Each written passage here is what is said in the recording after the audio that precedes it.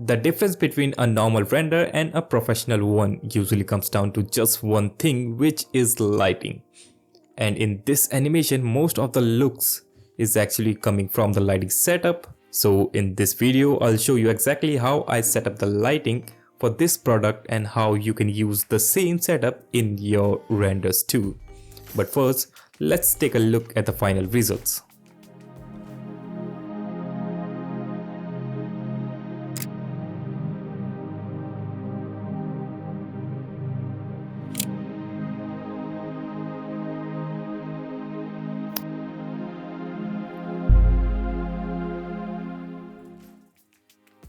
Okay, so first I'm going to unhide my background light so you can see what's going on here.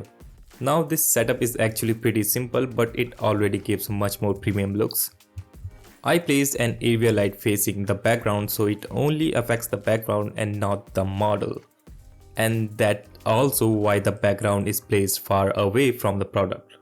For the light I used a different shape because I wanted to create the soft gradient. And I also didn't want the gradient to spread too much, so I set the spread value to around 140, and honestly this works really well. And now the main thing that changed the background from this to this is slight tint of color. I added a subtle blue tint to the background plane, and that's what gives it this premium look. Next we have sharp beam of light that's cutting right through the model.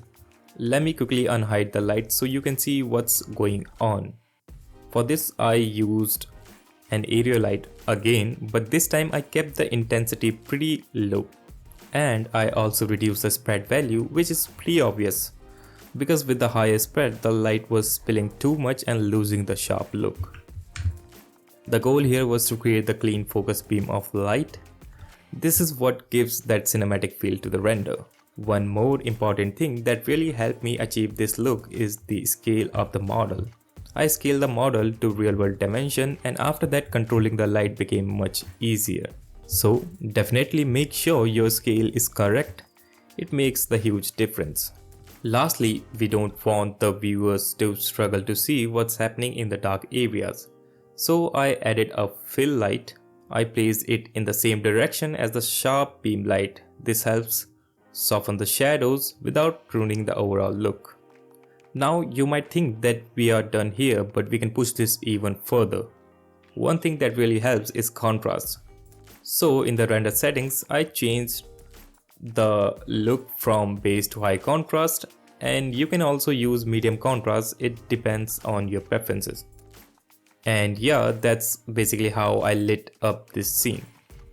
Now for the second scene, I didn't really change much. I just rotated the model and then I duplicated the same sharp light and placed it on the opposite side, and that's pretty much for this setup. Sometimes small changes like this are enough to create completely different looks. Now for the third scene, it's pretty much the same setup. I just changed the angle of model again. And as you can see, the lighting setup is exactly the same as before. I didn't feel the need to change anything because the existing lighting already works well for different angles. Now for the last scene, you can see I'm using the same lighting setup as the first one.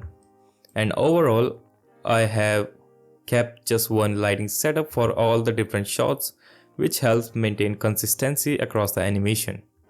And yeah, that's pretty much it for this tutorial. If you found this helpful, let me know in the comments, and if this video gets around 30 comments, I will drop the full animation breakdown next week.